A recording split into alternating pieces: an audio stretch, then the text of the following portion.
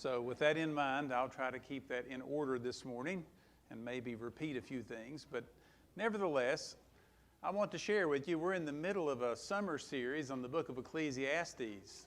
And by the way, a lot of people say that Ecclesiastes is a weird book because they don't think it makes sense. I used to think that. As a matter of fact, I told you when I was first taught the book, I thought that this book was written by someone with a very interesting perspective on life. Maybe they'd given up on God. I've heard these verses quoted at a funeral before of both believers and unbelievers. But as I have gotten older and read this book more and come to understand it, which is what happens with a lot of the Bible, it often changes perspective. I read recently in a commentary on this section of the book in Ecclesiastes 3, which is where I will invite you to turn today. I mentioned it last week. There's a time to be born, a time to die, a time for peace, a time for war. Listen to what this commentator says about life and Legos. That was almost my sermon title, by the way. He said, I recently built the Millennium Falcon. For those who don't know, the Falcon is one of the greatest spaceships in galaxy far, far away as ever seen. Flown by Han Solo and his sidekick Chewbacca in Star Wars, it is capable of entering hyperdrive at just the right time. And while it might look like a beaten up old wreck, everyone knows it's part of its enduring charm. It's what it helped to build it.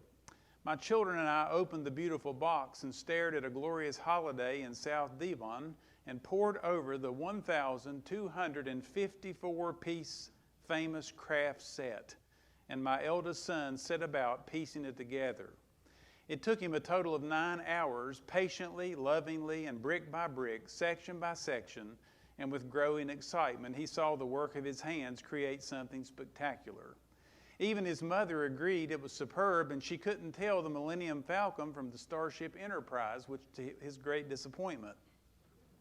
If you've ever built anything by Lego or from IKEA, you will know that success is achieved when you work piece by piece, using each one in all the right places, in all the right ways, and at all the right times. If you are trying to build a model to match the picture on the box, then freestyle is usually a recipe for disaster. As I watched my son work, it occurred to me how life is like a construction exercise. Our lives are made up of so many different pieces, people, events, circumstances, times, and places that are all being locked together to make our individual stories. Sometimes we don't see the significance of a tiny piece of the story until much later on. Often there seems to be a brick missing here and there, and it's hard to keep going without it. Or there's tremendous joy and satisfaction as a particular piece clicks into place and crowns a part of our life project. But the difference between real life and Lego construction, however, is that we are not the ones with the instruction blueprint laid out in front of us. God is. We have individual pieces in our hands, and in the Bible, God has given us enough explanation to set us to building, but only He has the master plan. We are building our lives, and we have an idea of how we want to do it and how we hope it will turn out. But there is so much about the shape of our lives and how it will take that you cannot control. Wow. This is life. And you and I are subject to it. All is going peachy today. Everything is going well. The house is in good order. The weather's beautiful. And I get a phone call that my wife has crashed into a moving pillar. She didn't, by the way. But this is life. Life is going well. All my kids are fine. And all of a sudden, I feel a lump on my body while showering. And who knows what turn is next. Life is fine, and my phone rings. And lo and behold, it's someone on the other end that tells me disaster has struck my family. Folks, listen to me. This is the reality of life. And you and I are living in a world that Solomon is trying to explain to us in 12 chapters of a book to let us know that God is the architect and we are a piece of the Lego plan that fit in, and somehow or another God is going to give us enough concept to make sense of this crazy, crazy life. In chapter 1, if you remember, what did Solomon say? He said, just look out into nature. Look at the wind. Look at the water. Look at the wave. All of these things. Life is like a breath. It's like a vapor. It's like a mist. It goes by so fast, and when you think you can grab a hold of it, guess what? It's gone. You can't. So what do we try to do? Chapter 2. Well, if I can't grab a hold of life and make it stop and make it do what I want, then I'll become the master of my own Lego world. And I'll try all these things. Remember what he tried? He tried education and wisdom. He tried material success. He tried all the fun he could have with women and wine and Las Vegas and all the rest of that. And Solomon said, you know, at the end of the day, when I got finished with all of it, I realized it was all just a breath. It was a breath. It was gone. And there was nothing that I could do that would bring me lasting satisfaction. Now he gets to chapter 3 and he says, now I'm going to start showing you a little bit of light. And here is how the light goes. And somehow or another, my slideshow's not up. Scott, there it is. And the title of my message, Beating Murphy's Law. Now, what is Murphy's Law, by the way? Murphy's Law says that anything that can go wrong will go wrong. This is my father-in-law's famous and greatest explanation. Son, if it can happen, it will. He loves to say that. But did you know that you can actually beat Murphy's Law as a believer? And by the way, let me help you for a moment. Solomon wrote Ecclesiastes to believers. This book is not written to unbelievers. It's written to believers to help us understand what kind of a world you and I are living in and how we should respond. So don't forget that. If anything can go wrong, it will go wrong. But here's the major point of the first 3 or 8 verses of Ecclesiastes 3, and that is this: God has a plan, and it embraces every person in all times, in all actions of life. When I read these 8 verses, this is you. And by the way, this is your unsaved neighbor. This is people in America and in Egypt, in Iran as well as Israel. This is part of life. And this is how it happens. But a little bit of a precursor. Next week, Solomon is going to explain, yes, God has a plan, but what about all these crazy things? Courts unjust, death to all, people oppressed, people are envious, people are isolated, and popularity, no matter how high on the ladder you climb, it's only temporary. How do you answer all that? Well, you have to come next Sunday for that. But here's today's lesson. Solomon says, for everything there's a season, a time for every matter under heaven. There's a time to be born and a time to die. Now notice there's going to be 14 contrasts. A time to be born, a time to die. You're going to fit into one of those 2 categories, because remember what Ecclesiastes is teaching us? You better learn to live life backwards, because death teaches you how to live.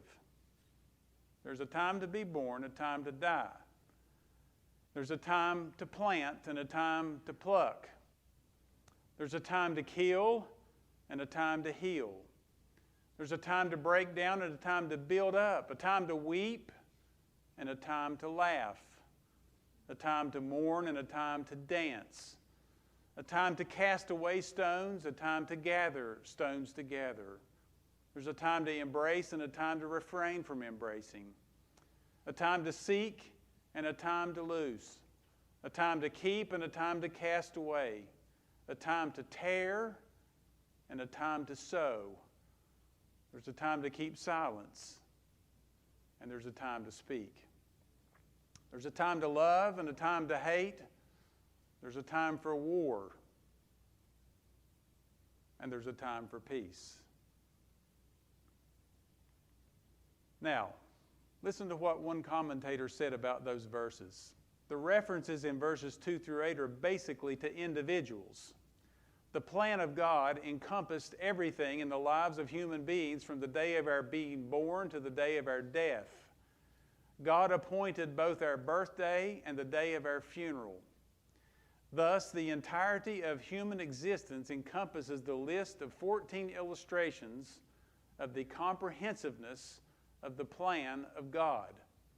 So what do these 14 lessons teach us, these patterns in our life? Well, I think they teach us 4 good lessons. And first of all, here they are, that there are different seasons in every life. You know, the time for me to be born is not the time for you to born. The time for me to die is not the time for you to die. But the thing to keep in mind is there's a time for that. And everybody in every stage of life goes through a different season. And as Brian mentioned this morning, that's why during life, some people will be rejoicing, some people will be weeping. What does God teach us about that? Rejoice with those who rejoice, weep with those who weep. This is why we are put together. A second lesson, these seasons are governed by relationships that we encounter. If you look through all 14 of these, you cannot help but see life is made up of relationships. You may be marrying a person that you are rejoicing with and turn around 3 years later and weeping because you married them. Now listen to me, folks. I've been in the pastorate long enough to know this is how life works. You marry someone that you think is going to be this, and then you actually didn't get to know them, and all of a sudden, lo and behold, wow, it's turned into this. And people step back and go, I never saw that coming. Different seasons of life, but all of these seasons are governed by relationships that we are involved in. Think about this, a time for war and a time for peace. What is it that brings about war? It's conflict. Conflict between who? Conflict between people. Like America today, why are we involved in Iran? Because apparently somebody had intelligence that they had a nuclear bomb. They had warheads. So what are they capable to do with those warheads? Well, anybody who knows anything about Iran knows that they have a view of the future called apocalyptic Islam. What is that? That is the concept that if they can somehow or another bomb and bring bloodshed, then their Mahdi or Mahdi will come back from heaven and he will war for them. But he has to smell blood. They also have what's called a false trinity, by the way. I'm not going to get into all this. I'm simply saying there is a lot that goes on that we don't know, but here's the problem. There's tension between people and relationships. Nation will rise up against nation. Why? Because they are in relationship to each other. And they can't get along. They see life from 2 different sides of the ocean. Solomon said, guess what? Like it or not, folks, this is the kind of world that you and I live in. We do not live in a world that has absolute total peace right now because the God of peace is not reigning upon the throne of this world like he said that he's going to in the future. Jesus is not on David's throne today ruling from Jerusalem. Yes, God's sovereign. Yes, God's in heaven. Yes, God's ruling. And God is the one who's going to bring all this chaos together. The Scripture teaches us that. It tells us that there's going to be an end-time event. Zach read about that.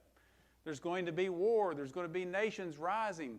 We know that the nation of the north is going to come down and there's going to be an Antichrist. He's going to set up his throne in Israel.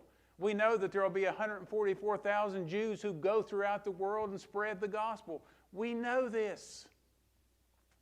But until that time, how do we live?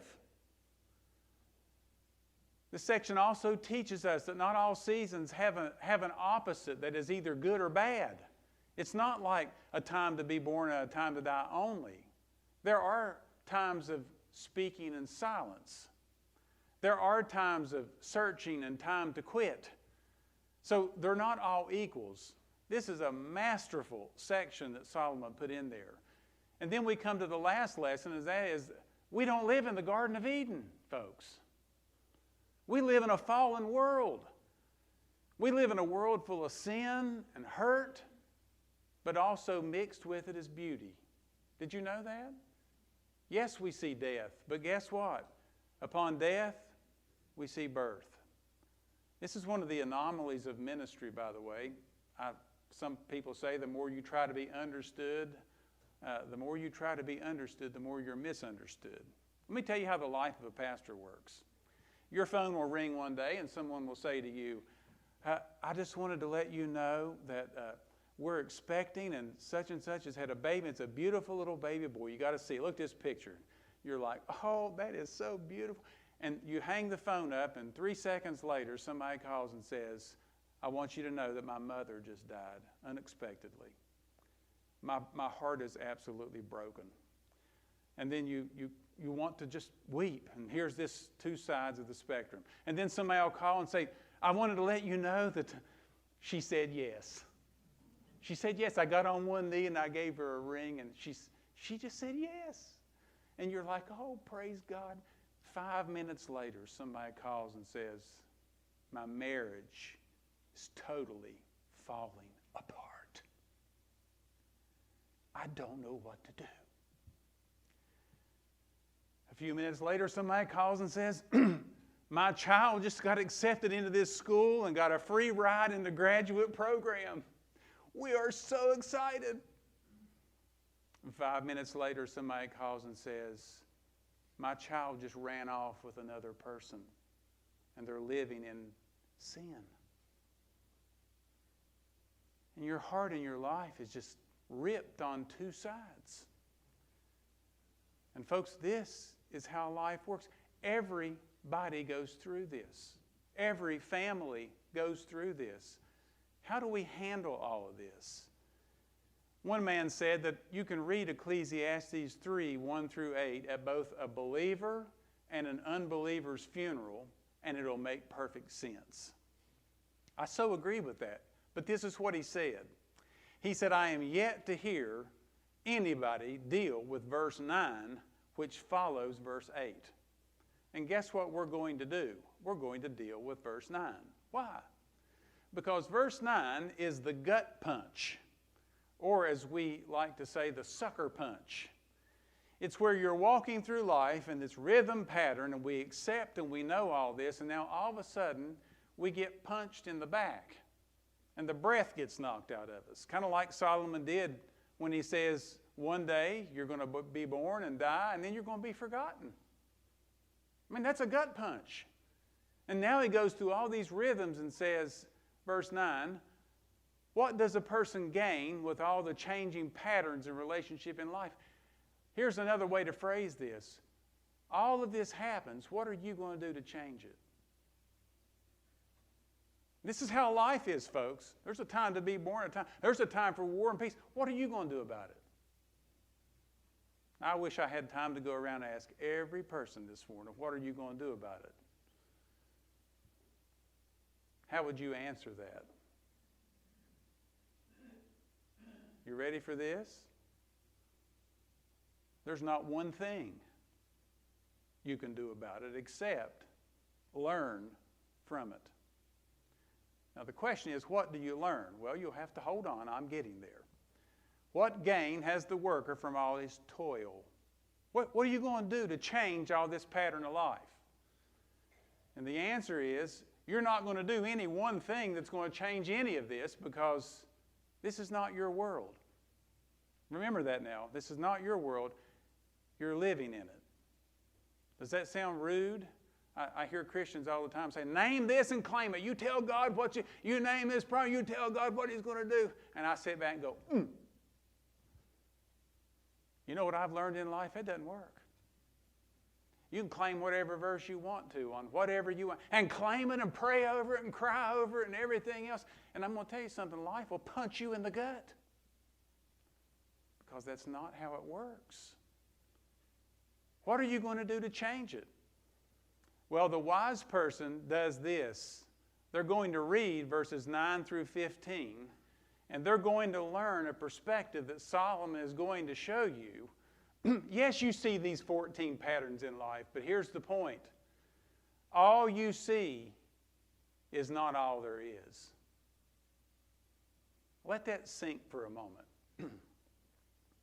All you see is not all there is. Yes, I see there's a time to be born, a time to die, a time to speak, a time for war, a time. I understand that, but it's like having 1,254 Lego pieces in front of me and asking the question, what does this piece do, and what does that piece do, and how does all this fit together? I mean, how can God allow me to grow up in this territory, in this home, and marry this woman, and have these children, and all of a sudden this craziness comes in my life? How? What? Why? What sense does it make? You ever asked that question? I mean, let's be honest. If you haven't, you have not lived very long. Or as the old saying goes, you've had a sheltered life. My grandmother used to say that. Honey, he's had a sheltered life. Remember, I grew up in McDowell County. Rough down there. Brokenness all over the place. If there was anybody that lived in our holler that had not considered brokenness, my grandmother would say they were sheltered. Sheltered. Because life hits hard. But here's the bottom line. What I see from my perspective is very limited. And what you see from your perspective is very limited. Let me give you an illustration of this. It's like parenting. You know, we have our kids, and they grow up, and it's minute by minute and day by day. And we have a pattern set for them. Thank God for a mother. She knows what they should wear for the day. She knows what they should eat for the day. Every day of their life, meal after meal after meal. You see, parents are trying to do something. We're not just trying to feed our kids so they'll hush, although that is part of it. But we are trying to feed them so that they will be healthy. That they will learn healthy patterns on how to eat. Doesn't always work. We are trying to keep them from going to certain places so that certain people don't lead them down a wrong road. Now, they would sometimes fuss over that because they wanted to go and do this, and we would say no, and they would often say, well, you just don't want us to have fun. And we would say that's not what it is at all. And I found out as a parent, the more I tried to explain to my 6-year-old, the more I looked like the idiot. There are some times in parenthood when you just say, you can't go. But now when they reach 16, this is a different story. This is when you have to adapt to parenthood, like we talked about last week, and then you change your approach. But here is my point. Every parent allows and does things to their children to hold them in the bounds of life because they want what is best for them. We want them to eat well so that they don't become obese and have cancer. We want them to hang around the right friends so that they learn to do right, because Solomon says also in Proverbs that sin appears to be very fun, but afterwards you end up with a mouthful of gravel. I mean, you don't have to live very long to watch people go get high or get drunk and drive a car and wrap it around a pole and be paralyzed the rest of their life. You don't have to live long to watch that. You don't have to live long to watch people go and try a drug one time, and the next thing you know, they're down Skid Row. Parents hopefully know what they're teaching their children. You know what Solomon is saying to adults here in Ecclesiastes? Your heavenly Father knows what He's doing in your life. And when we kick and we scream because things aren't going our way or the way that we thought the Lego should look, and God doesn't tell us exactly how it's going to look, we get frustrated. Because sometimes we're type A people and we want it all spelled out. And Solomon said, listen to me, life doesn't work that way. It's ebb and flow. It's come and go. And what the child of God has to learn to do is be pliable. Because this is the kind of world that we live in. All you see is not all there is. Now keep that in mind, because here is the point, and I didn't put it in here. Life is filled with heartache, but there is a time of reversal. So just keep that thought in mind. So what are 5 lessons he teaches us in verse 9 through 15? Well, what does the worker have for all his toil? What is that teaching you? What does it teach me? Here's what it teaches me. God is God and I'm not. You know, he has set up his world to be patterned after these things. There's a time to be born, a time to die. There's a time to weep and a time to laugh. There's a time for war and a time for peace. And did you know that there's not one thing that I can do that can change that? Folks, that's how life is. You want to know why? Because I'm living in God's world, not John's world. And Solomon says, you know, I've been king in Israel. I've been the most powerful man in the world. I've tried it all. I had more wisdom than anybody. I had more money than anybody. I had more pleasure than anybody. I had more building success than anybody. He said, let me tell you, at the end of the day, I'm going to die and be forgotten. You want to know why? Because this is not my world. This is God's. This is God's world. And he is the master Lego architect. He has a plan, and Solomon said, I may not see it all, but he's got a plan. And I'm going to tell you something I've learned. First of all, he's God and I'm not. That's a pretty good lesson, isn't it? Let me tell you something, folks. If you don't learn anything more than that, that's a good lesson in life. You are not God of your world. I heard somebody say, you know, we're trying to talk to me about life and why? I said, you know, why is the wrong question. I could have been mean and said, why not? Why is the wrong question. The right question is, what? Not why did this happen? Listen, it happened. The question is now, what are you going to do about it? What do you learn from it? How is your life going to change because this happened? You can't undo that. It is done. Now, what are you going to learn from it? What are you going to do? Because God is God and I'm not. There's a second lesson, and that's this. God knows exactly what he's doing, even when I think he doesn't, by the way. Listen to what Solomon writes in verses 10 and 11. I have seen the business that God has given to the children of man to be busy with. Verse 11, he has made everything beautiful in its time, and he's also put eternity into man's heart, yet so that he cannot find out what God has done from the beginning to the end. Now don't get lost in the sauce here, because I'm going back to my point. God knows exactly what he's doing. Now what has he done? Well, first of all, he has kept everybody busy living life. You know, today I just watched tractors go by out here in the hay. You know what farmers are doing? They're trying to take advantage of every minute of this dry weather and get that hay up. They're busy. You know what other people are doing? They're over at the Waffle House eating right now because they're hungry. They're not in church. They're just going about their day, filling their day. I've seen boats go by. Don't wish you were on one. Be glad you're in here. You're going to get more. I've seen all kinds of things just go. Life is going on. And you know what God does in the midst of all this time to be born and time to die? He gives people something to do. Do you know that I have heard from people, and mostly retired people, when they think that they are living their whole life for retirement, and they get retired and they sit down, they wait about 2 or 3, 4 months go by, same old nothing, and they say this, I am so bored with life. I just never expected it would be like this. I mean, yes, we take a trip every now and then. Yes, we do this or that.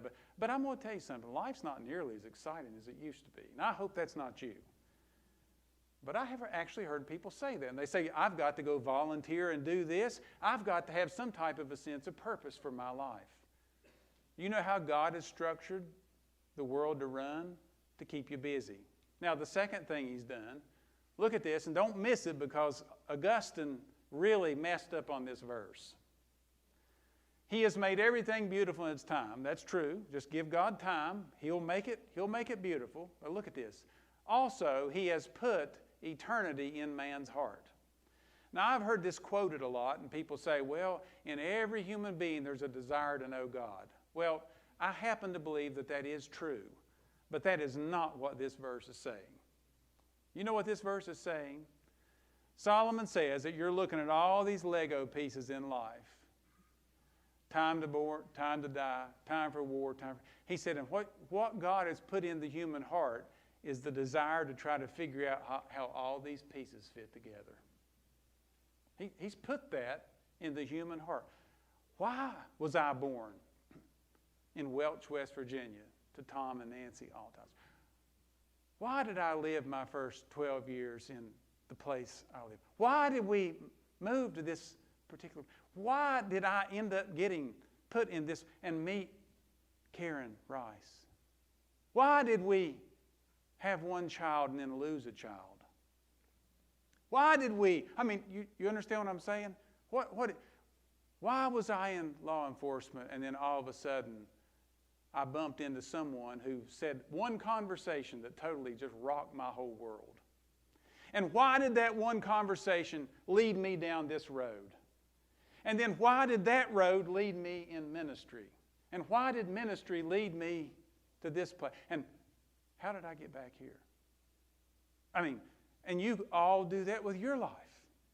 We try to figure this mess out, and along this messy road of life, you know what we learn? We don't have all the answers.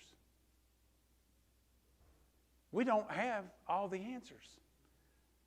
But God has put it in our heart to seek out these answers for a reason. Don't miss this. For a reason. Okay, well, what is the reason? Well, that comes to lesson number 3. So that we can learn to accept life as a gift. You know, hear me carefully. There are good times, and there are bad times, and there are times of joy, and there's times of sorrow. And what do I learn out of all this maze and this craziness? That God has given me this life, even though sometimes it may be filled with problems, as a gracious gift from His hand to mine. And what am I to learn to do? Listen to these truths. Rejoice. Live well in the midst of this broken world. And enjoy the small times of life when I can. Look what he says. So I perceived, you know, God's God and I'm not. I can't change it. God knows exactly what He's doing and I don't. So I perceive that there's nothing better for man to do than to be joyful,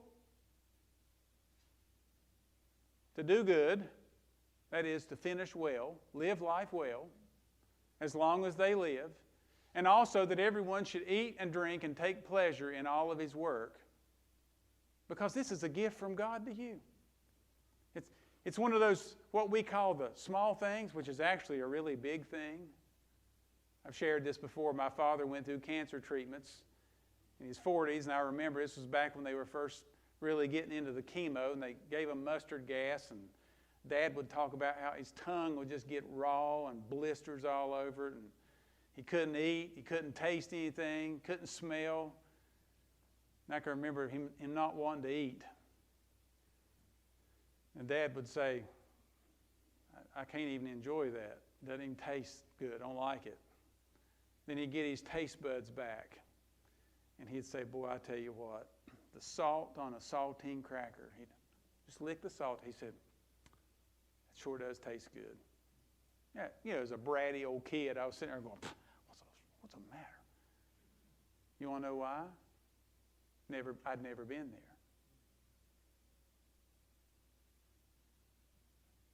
You want to know why we don't appreciate a lot of things in life? Because we've never been there. We all find things to grumble about. I mean, people come to a church and they don't like this, they don't like that, they don't like... You want to know why? Because they've never done without. A young man in ministry told me, he said, preaching at a church with 9 people in it, no music. Said, you want to know how they play music? Said, an older lady gets up and turns her phone on and holds it up like this, and the congregation tries to sing to it. He said, does anybody in your church ever complain about your music? And I said, I'm not going to say a word. He said, well, if they do, send them here. He said, they'll go back and be very thankful. Wow. Somebody else across the seas said, does anybody in your church ever complain about the seats being too hard? I said, well, not since we changed chairs, but, you know, I'm sure there were at times. He said, just send them over here. He said, we make people stand or sit on a rock.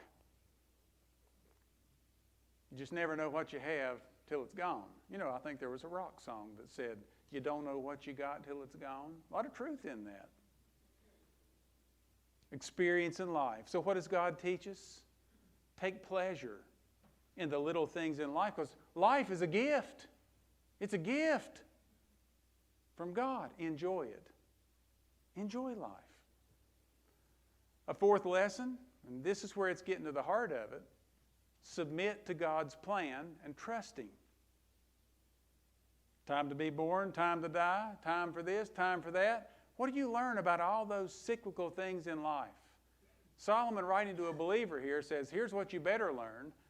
You better learn to trust God and submit to His plan, because there's not a thing in the world you can do to change it. Look at verse 14. I perceive that whatever God does endures forever. I mean, Solomon's like, you know what? I tried to change it by wisdom, education, pleasure, all that. I tried to get out of it. I tried to wrap myself in this world so much that I was in this intellectual world, and I thought I'll just immerse myself in this and I'll change life. Didn't do it. Well, I'll go over here and I'll build all these buildings, and I'll distract myself to such a that I'll forget about all this death and life and sorrow. And Solomon said, you know what? I couldn't do it. I couldn't do it. I couldn't change a thing.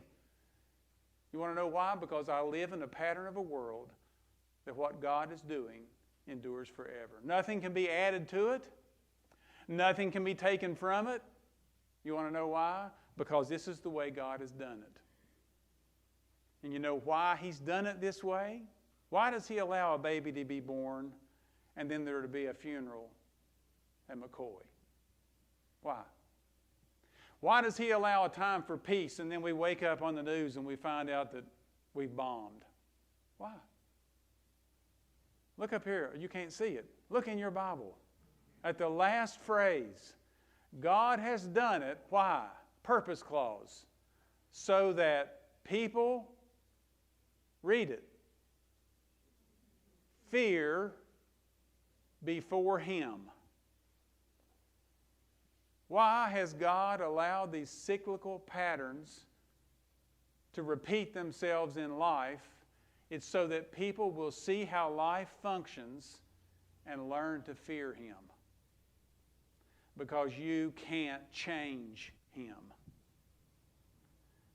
This is His world. We live in it. This is how it operates. So what should we do? We should fear Him. Walt Kaiser talks about what it means to fear God. Listen to what he says. He says, life will remain an enigma and a frustration until men and women come to fear. That is, to believe the God who made them, and that the goods, the truths, and all of this world is actually from the hand of God. God set the world up to run like it does so that people will look at the world and realize they can't change it, and the only thing they can do is get on their knees and say, God, you're God and I'm not. God, life's a gift, and I thank you for the little things in life.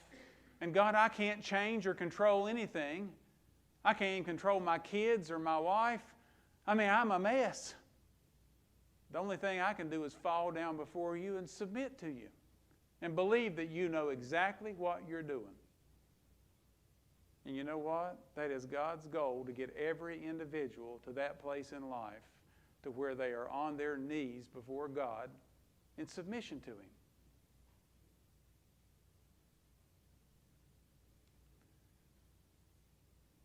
And then the fifth lesson is this, and this is the great takeaway. You ready? What does a worker gain from all this toil? I mean, I'm going to go work and I'm going to die. I'm going to do this and to create peace, and then there's going to be war. I'm going to do this, and then there's going to... What do I gain from all this? This verse is beautiful, folks. Are you listening? Verse 15. You should circle it, underline it, open your Bible, your phone, read it.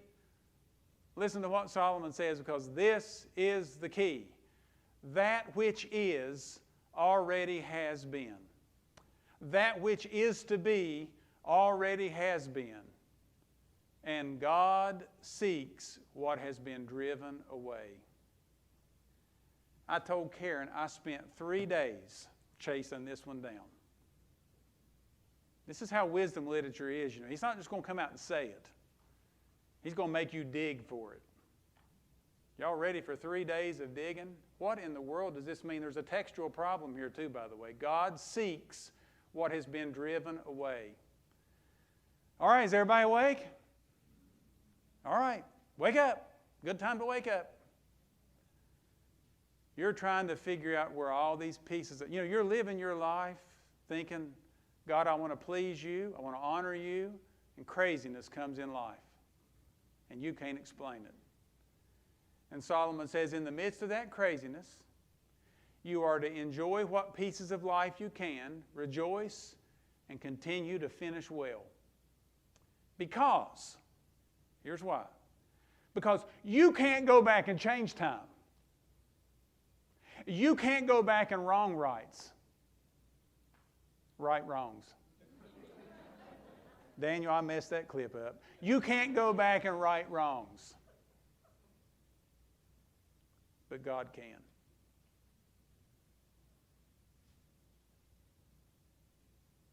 And you know what Solomon's going to say? By the way, this is why I hate just preaching pieces of a book. If you go all the way to the end of Ecclesiastes chapter 12, Solomon, because this is one letter, by the way, this is the way he's going to tell you, fear God, because He's going to bring everything you do into judgment. You know what that means? That means that you're to live life for God here in this world while all this craziness happens. You keep being the same consistent, godly, God-fearing, God-honoring person no matter what happens in your life, no matter if you don't get the answer for it now, because God seeks what has been driven away, and one day He's going to judge and He's going to reward. And guess what? All that time you fretted about, God's going to redeem.